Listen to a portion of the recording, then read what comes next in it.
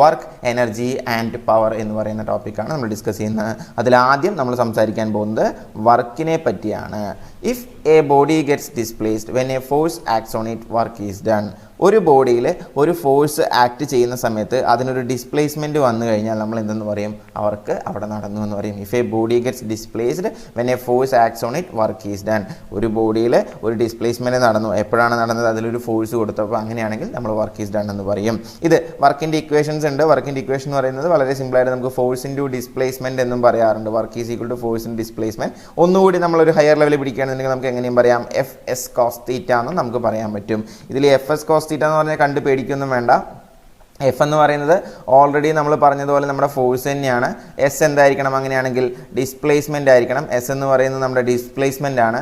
പിന്നുള്ളതൊരു cos തീറ്റയാണ്, തീറ്റയാണ്. തീറ്റ എന്താണെന്ന് ചോദിച്ചു കഴിഞ്ഞാൽ angle between force and direction of motion. അതിനെയാണ് നമ്മൾ എന്തെന്ന് പറയുന്നത്? ആ ഒരു തീറ്റ എന്നുള്ളതാണ് നമ്മൾ റെപ്രസെൻറ്റ് ചെയ്യുന്നത്. ഇതിപ്പോൾ എന്താ ഇപ്പോൾ സംഭവം എന്ന് ചോദിച്ചു കഴിഞ്ഞാൽ വളരെ സിമ്പിളാണ്. ഇത് ഒരാൾ ഇങ്ങോട്ട് എന്ത് ചെയ്യുന്നുണ്ട്? ഫോഴ്സ് കൊടുക്കുന്നുണ്ട് അല്ല, ഇങ്ങോട്ടാണ് ഇയാളുടെ ഫോഴ്സ് എന്ന് പറയുന്നത്. ഇതൊരു ബ്ലോക്ക്, എന്തിൻ്റെ ഒരു ബ്ലോക്കാന്ന് വിചാരിക്കുന്നത്? എങ്ങോട്ടാണ് മൂവ് ചെയ്യുന്നത്? ഇത് ഈ ഡയറക്ഷനിൽ മൂവ് ചെയ്യുന്നുണ്ട്. സോ ഇതാണ് നമ്മുടെ എന്ന് പറയുന്നത് തീറ്റ എന്ന് പറയുന്നത്. അതായത് ഇയാൾ ഇങ്ങോട്ട് ഫോഴ്സ് കൊടുക്കുന്നു, ആ ഫോഴ്സിൻ്റെയും അതിന് വരുന്ന ഡിസ്പ്ലേസ്മെൻറ്റിൻ്റെയും തമ്മിലുള്ള ഇടയിലുള്ള ആംഗിളിനെയാണ് നമ്മൾ എന്തെന്ന് പറയുന്നത്? തീറ്റ എന്ന് പറയുന്നത്. സോ രണ്ട് കാര്യങ്ങൾ നമ്മൾ വർക്കിനെ പറ്റി പഠിച്ചു. വർക്ക് എന്ന് പറയുന്നത് ഫോഴ്സ് ഇൻറ്റു ഡിസ്പ്ലേസ്മെൻ്റ് ആണ്. ഒപ്പം തന്നെ ഇതും ഓർത്തിരിക്കുക, work is equal to F S cos theta എന്നുള്ളത് ഓർത്തിരിക്കുക. അതിൽ എഫ് ഫോഴ്സ് ആണ്, എസ് ഡിസ്പ്ലേസ്മെൻ്റ് ആണ്, എല്ലാവർക്കും അറിയുന്ന കാര്യമാണ്. പക്ഷേ തീറ്റ എന്ന് പറയുന്നത് ഒന്ന് ഫിക്സ് ചെയ്യുക. It's the angle between force and direction of motion. ഫോഴ്സിൻ്റെയും ഏത് ഡയറക്ഷനിലാണ് ആ ഫോഴ്സ് കൊടുക്കുമ്പോൾ മൂവ്മെൻറ്റ് ഉണ്ടാവുന്നത്, അത് രണ്ടും തമ്മിലുള്ള ആംഗിളിനെയാണ് നമ്മൾ എന്തെന്ന് പറയുന്നത്? എഫ് എസ് കോസ് തീറ്റ നമ്മൾ പറയുന്നത്. ഇതിലോട്ട് വരുന്നതിന് മുമ്പ് ഞാനൊരു ചെറിയ എക്സാമ്പിൾ പറഞ്ഞോട്ടെ. ഈ കോസ് തീറ്റയുടെ വാല്യൂ അനുസരിച്ച് എന്ത് ചെയ്യും? മാറ്റങ്ങൾ വരാറുണ്ട് എന്നുള്ളത് നിങ്ങൾക്ക് മനസ്സിലായിട്ടുണ്ടാവും. ഇതൊരു ഡയറക്റ്റായിട്ട് നമുക്ക് കണ്ടാൽ നമുക്ക് വിശ്വസിക്കാൻ പറ്റാത്ത ഒരു എക്സാമ്പിളാണ് ഞാനിവിടെ പറയാൻ പോകുന്നത്. ഒരാൾ ഈ പെട്ടിയും ചുമന്ന്, അതായത് 50 ന്യൂട്ടൺ ഫോഴ്സ് കൊടുത്തിട്ടാണ് ഇയാൾക്ക് എന്ത് ചെയ്യാൻ പറ്റുന്നത്? ഈ പെട്ടി ചുമക്കാൻ പറ്റുന്നത്. ഇയാൾ എത്ര ദൂരം നടന്നു? 3 മീറ്റർ നടന്നു. ഇത്രയും ദൂരം എന്ത് ചെയ്തു? ഇയാൾ നടന്നു. ഇതുമായിട്ട് ഇയാൾ ഇവിടെ എത്തിയിട്ട് നമ്മളോട് ചോദിക്കുകയാണ്, 50 ന്യൂട്ടൺ ഭാരമുള്ള പെട്ടിയുമായിട്ട് ഞാൻ 3 മീറ്റർ ഇങ്ങനെ നടന്നു. അങ്ങനെയാണെങ്കിൽ ഞാനിവിടെ ചെയ്ത വർക്ക് എന്താണെന്ന് ചോദിച്ചു കഴിഞ്ഞാൽ, പൊതുവേ നമ്മൾ ഈ ലോഡിംഗുകാരോടൊക്കെ ഒരു ലോഡിംഗുകാരുടെ എക്സാമ്പിൾ എന്നൊക്കെ പറഞ്ഞ് ഫിസിക്സിൽ വളരെ എന്താ പറയുക നല്ലൊരു എക്സാമ്പിളാണ്. എന്താ സംഭവം ഞാൻ പറയാം. അപ്പോൾ ഇയാൾ 50 ന്യൂട്ടൺ ഫോഴ്സ് എടുത്ത് പാവം 3 മീറ്റർ ഈ വെയിറ്റ് എടുത്ത് ദൂരം നടന്നു. ഇയാൾ ചെയ്ത വർക്ക് എന്താണെന്ന് ചോദിച്ചു കഴിഞ്ഞാൽ നമ്മൾ നോക്കുമ്പോൾ നമ്മൾ പഠിച്ച ഇക്വേഷൻ എന്താ? Work is equal to F S cos theta എന്നാണ് നമ്മൾ പഠിച്ചത് അല്ലേ. ഇതിൽ എഫ് എത്രയാണ്? 50 ന്യൂട്ടൺ, ഒരു കുഴപ്പമില്ല, നമ്മൾ എഴുതി. എസ് എന്ന് പറയുന്നത് എത്രയാണ്? 3 മീറ്റർ, അതും ഒരു കുഴപ്പമില്ല, നമ്മൾ എഴുതി. ഇനി നമുക്ക് എന്താ വേണ്ടേ?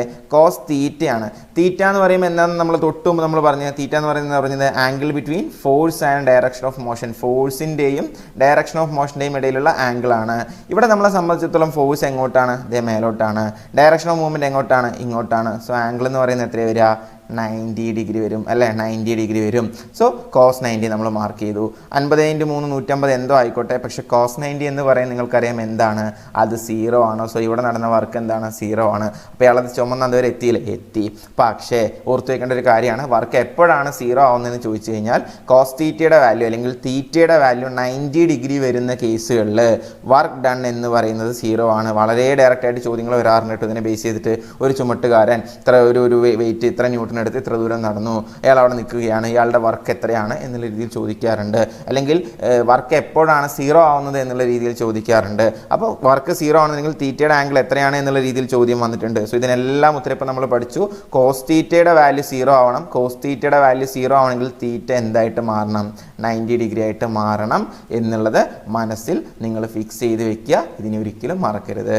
കോസ് തീറ്റയുടെ വാല്യൂ 0 ആവണം, തീറ്റയുടെ വാല്യൂ 90 ആവണം. അങ്ങനെയാണെങ്കിൽ അയാൾ ചെയ്ത വർക്ക് 0 ആണ്. ഒരു ലോഡിംഗുകാരനെ നമ്മൾ വിളിച്ചു, അയാൾ പാവം വെയിറ്റ് എടുത്ത് നമ്മളിപ്പോൾ റെയിൽവേ സ്റ്റേഷനിൽ വിളിച്ച് പുറത്ത് കൊണ്ടു തന്നു. എന്താ നമ്മൾ പറയാണ്, നിങ്ങൾ ചെയ്തിരിക്കുന്നതൊക്കെ ഓക്കെയാണ്, പക്ഷേ ഇവിടെ വർക്ക് എന്ന് പറയുന്നത് എഫ് എസ് കോസ് തീറ്റയാണ്, അതുകൊണ്ട് 90 ഡിഗ്രി ആയതുകൊണ്ട് 0 ആണ്, കാശ് തരാൻ പറ്റില്ല എന്ന് പറഞ്ഞു കഴിഞ്ഞാൽ അയാൾക്ക് ഫിസിക്സ് മനസ്സിലാവോ ഇല്ലയോ എന്ന് എനിക്കറിയില്ല. പക്ഷേ എന്തായാലും അയാൾ പറയുന്ന കാര്യങ്ങൾ നമുക്ക് നന്നായിട്ട് മനസ്സിലാവും എന്ന് എനിക്ക് ഉറപ്പുണ്ട്. സോ എന്തായാലും ഇതൊന്ന് ഓർത്ത് വയ്ക്കുക. ഇനി നമ്മളിവിടെ വിട്ടുപോയൊരു പോയിന്റ്, വർക്കിൻ്റെ യൂണിറ്റ് എന്ന് പറയുന്നത് ജൂളിൽ നമ്മൾ മെഷർ ചെയ്യാറുണ്ട്, എർഗിൽ നമ്മൾ മെഷർ ചെയ്യാറുണ്ട്. ഇത് രണ്ടും എന്ത് തന്നെയാണ്? വർക്കിൻ്റെ യൂണിറ്റ് ആണ്. ഒപ്പം ഓർക്കുക, 1 ജൂൾ എന്ന് പറയുന്നത് 10⁷ എർഗാണ്. 1 ജൂൾ എന്ന് പറയുന്നത് 10⁷ എർഗാണ് എന്നുള്ളത് ഓർത്തിരിക്കുക. അപ്പോൾ നമ്മൾ വർക്കിനെ പറ്റി ഇപ്പോൾ എന്തൊക്കെയാണ് പറഞ്ഞത്? if a body gets displaced when force acts on it, work is done. ഒരു ബോഡിയിൽ ഡിസ്പ്ലേസ്മെൻറ്റ് വരുന്നതിൻ്റെ ഒരു ഫോഴ്സ് ആക്ട് ചെയ്യുമ്പോൾ നമ്മൾ വർക്ക് അവിടെ നടന്നു എന്ന് പറയും. സോ വർക്ക് എന്ന് പറയുന്നതിൻ്റെ വേറൊരു ഡെഫിനേഷൻ നമ്മൾ പറഞ്ഞു, അല്ലെങ്കിൽ ഇക്വേഷൻ നമ്മൾ പറഞ്ഞു, ഫോഴ്സ് ഇൻറ്റു ഡിസ്പ്ലേസ്മെൻറ്റ് എന്നും പറയാം, അല്ലെങ്കിൽ എഫ് എസ് കോസ് തീറ്റ എന്നും പറയാമെന്ന് പറഞ്ഞു. ഇതിൽ എഫ് എന്ന് പറയുന്ന ഫോഴ്സ് ആണ്, എസ് എന്ന് പറയുന്ന ഡിസ്പ്ലേസ്മെൻ്റ് ആണ്, തീറ്റയാണ് ഓർക്കേണ്ടത്. It's the angle between force and direction of motion. ഫോഴ്സിൻ്റെയും ഏത് ഡയറക്ഷനിലാണ് മൂവ്മെൻറ്റ് ഉണ്ടായത്, ആ ഫോഴ്സ് കൊടുത്തപ്പോൾ ഏത് ഡയറക്ഷനിലാണ് മൂവ്മെൻറ്റ് ഉണ്ടായത്, അതിൻ്റെ രണ്ടിൻ്റെയും ആംഗിളാണ് തീറ്റ എന്ന് പറയുന്നത്. ജൂളിലും എർഗിലും നമ്മൾ മെഷർ ചെയ്യാറുണ്ട്. 1 ജൂൾ എന്ന് പറയുന്നത് 10⁻⁷ എർഗാണ്. പിന്നെ നമ്മൾ ആംഗിൾ 90 ആകുമ്പോൾ വർക്ക് 0 ആയിരിക്കും എന്നുള്ള കേസും നമ്മൾ പഠിച്ചു. ഇനി നമുക്ക് നോക്കാനുള്ളത് എനർജിയെ പറ്റിയാണ്. വർക്ക് നമ്മൾ പഠിച്ചു, വർക്ക് എനർജി പവർ എന്നീ 3 ടോപ്പിക്കുകളാണ് നമ്മൾ പഠിക്കുന്നത്. അതിൽ വർക്കിനെ പറ്റി അറിയേണ്ടുന്ന കാര്യങ്ങൾ നമ്മൾ പഠിച്ചു. ഇനി എനർജി എന്ന് പറഞ്ഞാൽ എന്താ? It's the capacity to do work. Definition എന്താണ്? കപ്പാസിറ്റി ടു ഡു വർക്കാണ് നമ്മൾ എനർജി എന്ന് പറയുന്നത്. എനർജിയുടെയും യൂണിറ്റ് എന്ത് തന്നെയാണ്? ജൂൾ തന്നെയാണ്. വർക്കിൽ പറഞ്ഞില്ലേ, പിന്നെ എങ്ങനെ എവിടെയും പറയുന്നത് ചോദിക്കരുത്. എനർജിയുടെയും യൂണിറ്റ് നമ്മൾ എന്തായിട്ട് എടുക്കാറുണ്ട്? ജൂളായിട്ട് എടുക്കാറുണ്ട്. ഇനി എന്താണ് മെക്കാനിക്കൽ എനർജി എന്ന് പറയുന്നത്? മെക്കാനിക്കൽ എനർജി എന്താണെന്ന് ചോദിച്ചു കഴിഞ്ഞാൽ it's the energy developed on a body due to work done on it. ഒരു ബോഡിയിൽ എന്തെങ്കിലും ഒരു വർക്ക് നടക്കുന്നുണ്ടാവുന്ന ഒരു ഉണ്ടാവുന്ന എനർജിയാണ് നമ്മൾ എന്ന് പറയുന്നത് മെക്കാനിക്കൽ എനർജി എന്ന് പറയുന്നത്. ഒരു ബോഡിയിൽ എന്തെങ്കിലും വർക്ക് നടക്കുമ്പോൾ അതിൽ വർക്ക് ഡൺ ഓൺ ഇറ്റ്, അതിലുണ്ടാവുന്ന വർക്കിന് ബേസ് ചെയ്തുണ്ടാവുന്ന എനർജിയാണ് നമ്മൾ മെക്കാനിക്കൽ എനർജി എന്ന് പറയുന്നത്. ഇത് നമ്മൾ രണ്ടായിട്ട് ക്ലാസിഫൈ ചെയ്തിട്ടുണ്ട്. മെക്കാനിക്കൽ എനർജി എന്ന് പറയുന്നത് നമ്മൾ രണ്ടായിട്ട് ക്ലാസിഫൈ ചെയ്തിട്ടുണ്ട്. It's divided into potential energy and kinetic energy. Potential എനർജിയെ നമ്മൾ ചുരുക്കിയിട്ട് പി എന്ന് വിളിക്കാറുണ്ട്, കൈനറ്റിക് എനർജിയെ നമ്മൾ ചുരുക്കിയിട്ട് കെ ഇ എന്ന് വിളിക്കാറുണ്ട്. അപ്പോൾ മെക്കാനിക്കൽ എനർജിയുടെ ക്ലാസിഫിക്കേഷനാണ് ഈ പിയും കെയും എന്ന് ഓർത്തിരിക്കുക. ഇത് രണ്ടും എന്താണെന്ന് നമുക്കിവിടെ നോക്കാം. എന്താണ് പൊട്ടൻഷ്യൽ എനർജി? പൊട്ടൻഷ്യൽ എനർജി എന്ന് വെച്ച് കഴിഞ്ഞാൽ ആ പേരിൽ തന്നെ ഉണ്ട്, പോപ്പോ എന്ന് ഓർത്താൽ മതി. പൊട്ടൻഷ്യൽ എനർജി എന്ന് പറഞ്ഞാൽ പൊസിഷൻ കൊണ്ടുവരുന്നൊരു ബോഡിക്ക് വരുന്ന എനർജിയാണ്. എനർജിയുടെ സ്പെല്ലിംഗ് തെറ്റാണ്. Energy possessed by a body by virtue of its position. ഒരു ബോഡിയുടെ പൊസിഷൻ കൊണ്ട് അതിന് കിട്ടുന്ന ഒരു പർട്ടിക്കുലർ കൈൻഡ് ഓഫ് എനർജിയാണ് നമ്മളെന്ന് പറയുന്നത് പൊട്ടൻഷ്യൽ എനർജി എന്ന് പറയുന്നത്. പൊസിഷൻ കൊണ്ടുണ്ടാകുന്ന energy potential energy. For example compressed spring. നമ്മളൊരു സ്പ്രിംഗ് ഇങ്ങനെ അമർത്തി പിടിച്ച് നമ്മൾ വെച്ച് കഴിഞ്ഞാൽ ഇവിടെ നിന്നും നമ്മൾ ഓരോ ഫോഴ്സ് എടുത്തു കഴിഞ്ഞാൽ സ്പ്രിങ്ങിന് എന്തുണ്ടാവും? അതിനൊരു എനർജി ഉണ്ടാവും അല്ലേ? ഒരു സ്പ്രിങ് ആണ് കേട്ടോ ഉദ്ദേശിച്ചത്. പോട്ടെ, കുറച്ചുകൂടി വൃത്തിയായിട്ട് വരയ്ക്കാം. നമ്മൾ ഇവിടെ നിന്നും ഒരു ഫോഴ്സ് കൊടുത്തു, ഇവിടെ നിന്നും ഒരു ഫോഴ്സ് കൊടുത്തു അല്ലേ? നമ്മൾ വിട്ട് കഴിഞ്ഞാൽ ആ സ്പ്രിങ്ങിന് ചാടിപ്പോകാനുള്ളൊരു ടെൻഡൻസി ഉണ്ടാവും. അതിൻ്റെ പൊട്ടൻഷ്യൽ എനർജിയാണ്. അല്ലെങ്കിൽ വാട്ടർ ഇൻ വാട്ടർ ടാങ്കിൽ നിൽക്കുന്ന വെള്ളം, അതിൽ എന്തെങ്കിലും ഒരു ഹോളോ അല്ലെങ്കിൽ എന്തെങ്കിലും പൊട്ടിത്തെറിഞ്ഞ് കഴിഞ്ഞാൽ മൊത്തം താഴോട്ട് വരാനുള്ള എനർജി എന്തുണ്ട്? ആ വാട്ടർ ടാങ്കിലുള്ള വെള്ളത്തിനുണ്ട്. അതിനെയാണ് നമ്മളെന്ന് പറയുന്നത് പൊട്ടൻഷ്യൽ എനർജി എന്ന് പറയുന്നത്. Energy possessed by a body by virtue of its position. അതിൻ്റെ ഫോർമുല എന്ന് പറയുന്നത് mgh ആണ്. പൊട്ടൻഷ്യൽ എനർജി നമ്മൾ ഡിഫൈൻ ചെയ്ത് എങ്ങനെയാണ്? mgh എന്നാണ്. എം എന്താ? അതിൻ്റെ മാസ് ഓൾറെഡി മാസ്. ജി എന്ന് പറയുന്നത് എന്താ? Acceleration due to gravity. ഇതിലോട്ട് നമുക്ക് ഡീറ്റെയിൽ ആയിട്ട് വരാം. ഗ്രാവിറ്റി എന്ന് പറയുന്ന ഒരു ടോപ്പിക്കായിട്ട് നമുക്ക് പഠിക്കണം. ഗ്രാവിറ്റിയുടെ വാല്യൂ എത്രയാണ്? 9.8 m/s². ആക്സിലറേഷൻ ആണ്.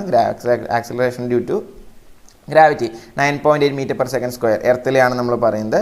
ആൻഡ് എച്ച് എന്ന് പറയുന്നത് പൊസിഷനാണ്. നമ്മൾ പറഞ്ഞു എത്ര ഹൈറ്റിലാണ് അത് നിൽക്കുന്നത് എന്നുള്ളതിനെയാണ് നമ്മൾ എച്ച് കൊണ്ട് സൂചിപ്പിക്കുന്നത്. സോ പൊട്ടൻഷ്യൽ എനർജി എന്ന് വെച്ച് കഴിഞ്ഞാൽ എന്താണെന്ന് ചോദിച്ചു കഴിഞ്ഞാൽ പൊട്ടൻഷ്യൽ എനർജി പൊസിഷൻ കൊണ്ടുണ്ടാകുന്ന എനർജിയാണ്. അതിൻ്റെ ഇക്വേഷൻ എന്ന് പറയുന്നത് എന്താണ്?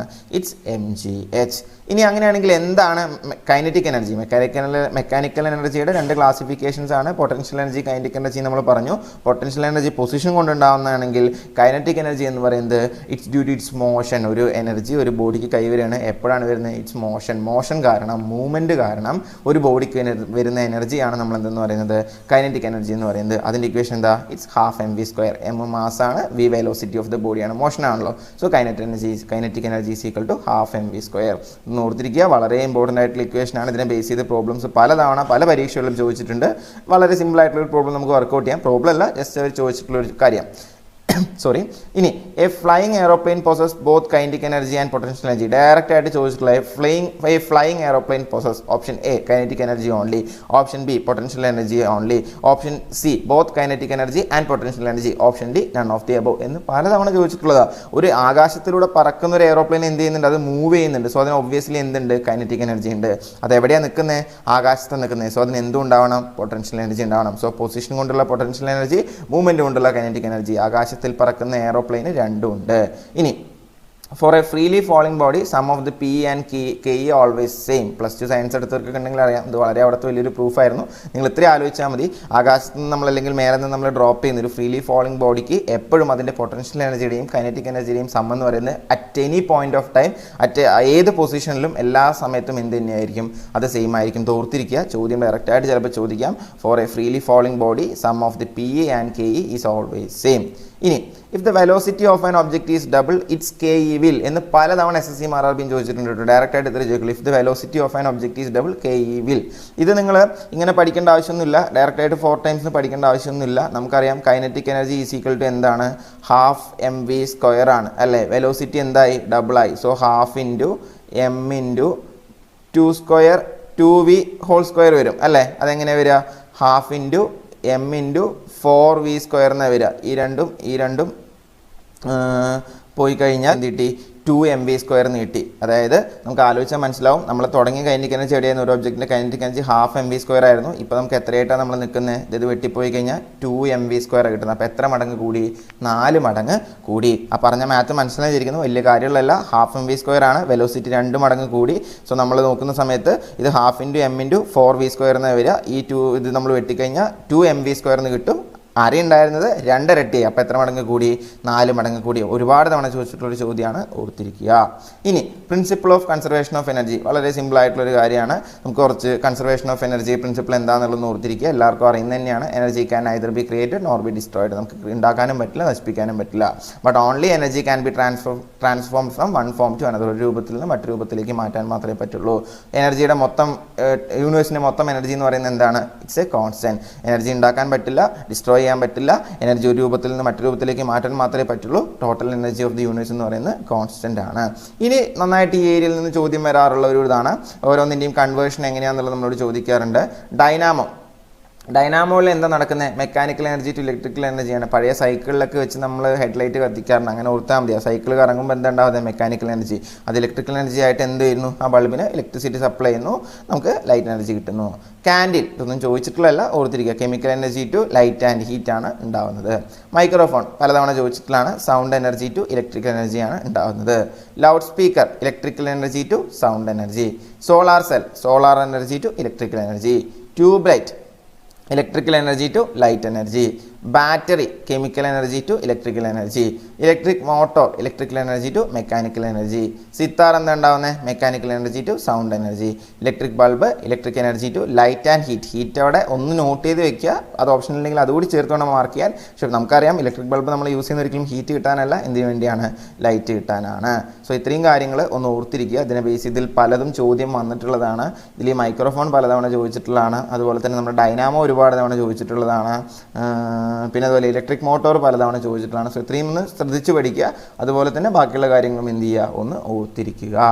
ഇനി നമ്മുടെ അവസാനത്തെ ടോപ്പിക്ക് പവർ എന്ന് പറയുന്നത് എന്താണ്. നമ്മൾ വർക്ക് എനർജി പവർ ആണല്ലോ നമ്മൾ പറഞ്ഞത്. വർക്ക് നമ്മൾ പഠിച്ചു, എനർജി അതിൽ mechanical energy, kinetic energy, potential energy നമ്മൾ പഠിച്ചു. ആൻഡ് ലാസ്റ്റ് വൺ പവർ എന്ന് വെച്ച് കഴിഞ്ഞാൽ റേറ്റ് ഓഫ് ഡൂയിങ് വർക്കാണ്. അപ്പോൾ എന്തൊരു സാധനത്തിൻ്റെ മുന്നിലും ഈ റേറ്റ് ഓഫ് എന്ന് പറയുന്ന ടാഗ് ഉണ്ടെങ്കിൽ നമുക്കറിയാം ആ തന്നിരിക്കുന്ന സംഭവം ഡിവൈഡഡ് ബൈ ടൈം ആണ് എന്തെന്ന് പറയുന്നത് നമ്മൾ ഈ റേറ്റ് ഓഫ് എന്നുകൊണ്ട് ഉദ്ദേശിക്കുന്നത്. അപ്പോൾ പവർ എന്ന് പറയുന്നത് എന്താണ്, വർക്ക് ഡൺ ബൈ ടൈം ആണ്.